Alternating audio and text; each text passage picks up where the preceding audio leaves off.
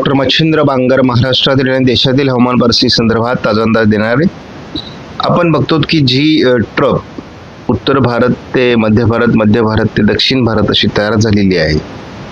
या ट्रपमध्ये मोठ्या प्रमाणात पावसाचं वातावरण आहे आणि त्यामुळे महाराष्ट्रात ठिकठिकाणी पावसाचा प्रभाव अजूनही मेघगर्जनेसह विजांच्या कडकडाटासह जोरदार वादळी वाऱ्यांसह आहे. प्रदीर्घ प्रतीक्षेनंतर मान्सून केरळमध्ये दाखल झाला. जवळपास आपण बघतो 16 मेला अंदमानात मान्सून दाखल झाला होता आणि त्यानंतर जवळपास 20 दिवसानंतर मान्सून केरळ दाखल झाला.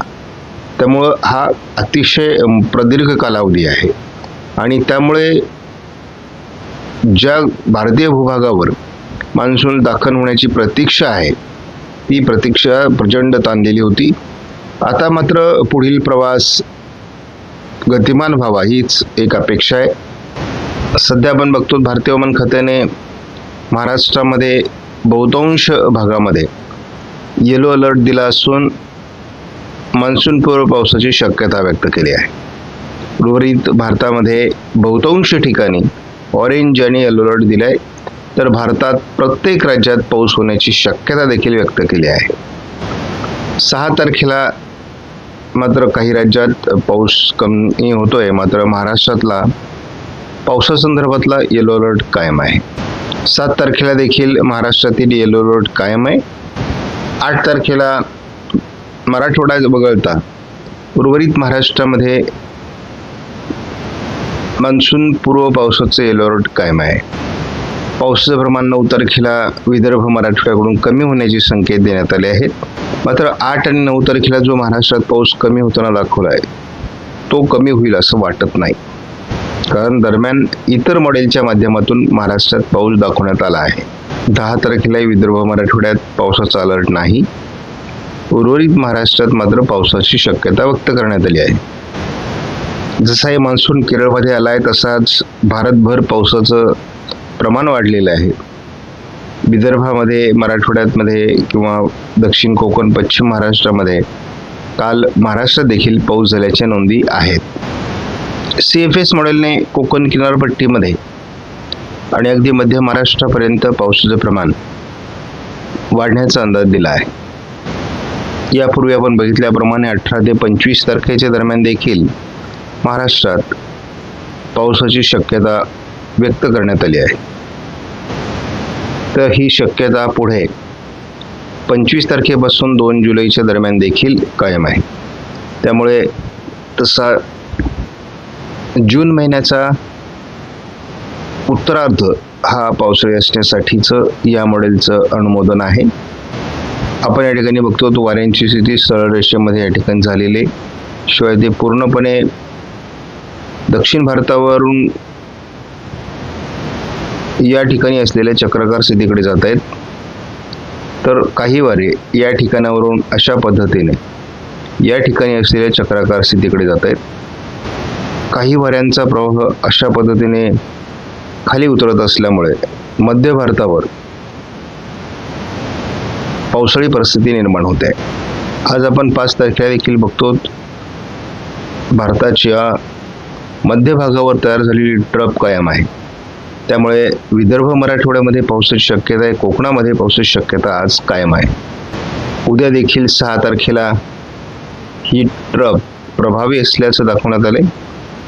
थोडी जरी ती पूर्वेला झुकत असली तरी देखील मात्र आपल्याला दिसतंय की दक्षिण भारतामध्ये पावसाचं प्रमाण वाढणार आहे. GFS मॉडेलने महाराष्ट्रामध्ये 7 तारखेला देखील पावसाचं मोठं प्रमाण दाखवलेलं आहे. 8 तारखेला देखील महाराष्ट्रामध्ये GFS मॉडेलनुसार पावसाचं प्रमाण वाढेल आणि मान्सून सशक्त होण्याची देखील शक्यता. 9 तारखेला देखील अरबी समुद्रामध्ये असलेल्या एखाद्या वादळी सिस्टममुळे महाराष्ट्रात पावसाचं प्रमाण कायम राहील.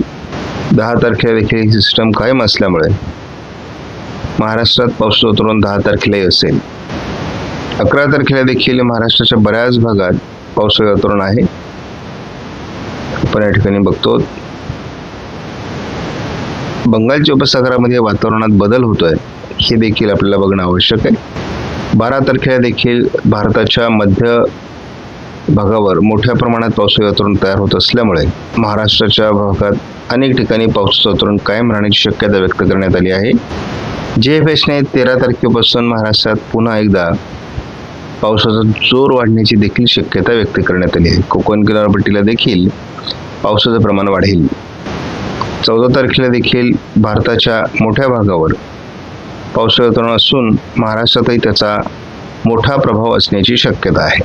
की आज ICMWF मॉडेलनुसार महाराष्ट्राच्या या भागामध्ये पावसाळी परिस्थिती निर्माण होईल असा अंदाज आहे. नांदेड, बीड पूर्व, जालना, सोलापूर, लातूर, धाराशिव या भागात पावसाचा अंदाज आहे. त्यानंतर कोल्हापूरपासून तर मुंबई या भागामध्ये पावसाचा अंदाज आहे. 6 तारखेला या भागात पावसाचं प्रमाण कायम असणार आहे, परंतु कोकण किनारपट्टीचं पावसाचं प्रमाण हे वाढण्याची शक्यता या ठिकाणी स्पष्टपणे दिसू लागली आहे. याही भागात पावसाची शक्यता कायम आहे. 7 तारखेला महाराष्ट्राच्या दक्षिणेकडून पावसाचं प्रमाण वाढेल आणि त्यामुळे एकूणच या भागामध्ये पावसाचं प्रमाण महाराष्ट्रामध्ये बऱ्यापैकी राहण्याची शक्यता आहे.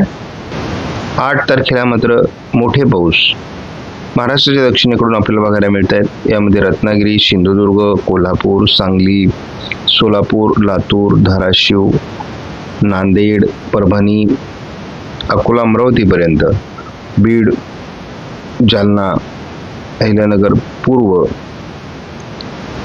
या बऱ्याच भागात पाऊस असणार आहे.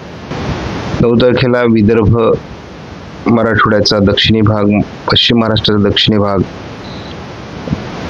कोकणाचा दक्षिणी भाग या ठिकाणी पावसाची शक्यता आहे. 10 तारखेला देखील आपण या भागामध्ये पावसाळी क्षेत्र असल्याचं बघतो. 11 तारखेला दक्षिण कोकण,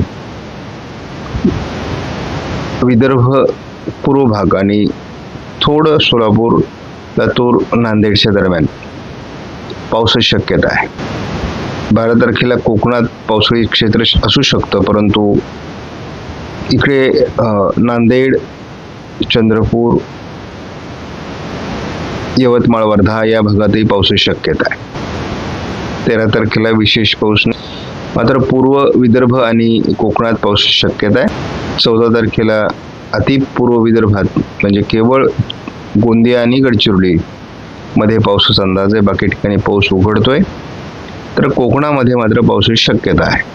15 तारखेला देखील अखंड सारखी परिस्थिती असणार आहे.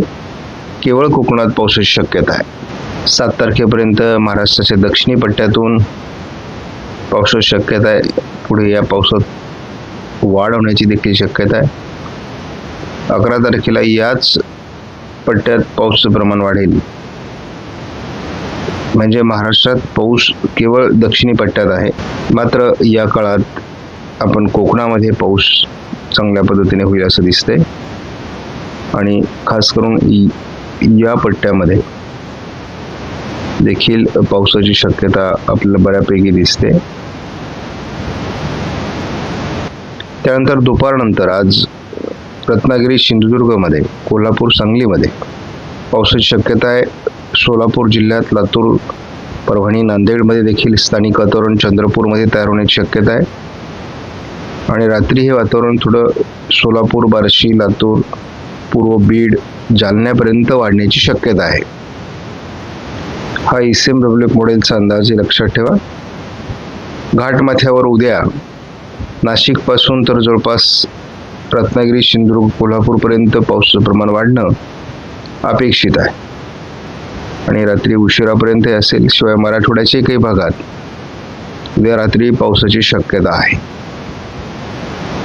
पण आपण एकूणच बघतो 7 तारखेला अहिल्यानगर, बीड, दक्षिण पुणे, बारामती, बार्शी, सोलापूर भागामध्ये अगदी धाराशिव, लातूरपर्यंत आणि इकडे सांगली, कोल्हापूर, रत्नागिरी, सिंधुदुर्गमध्ये अतिशय चांगल्या पावसाचं वातावरण दाखवलं जात आहे. हे पावसाचं वातावरण पुढे छत्रपती संभाजीनगर, जालना, परभणी, नांदेड, लातूर, बीडपर्यंत वाढणार आहे.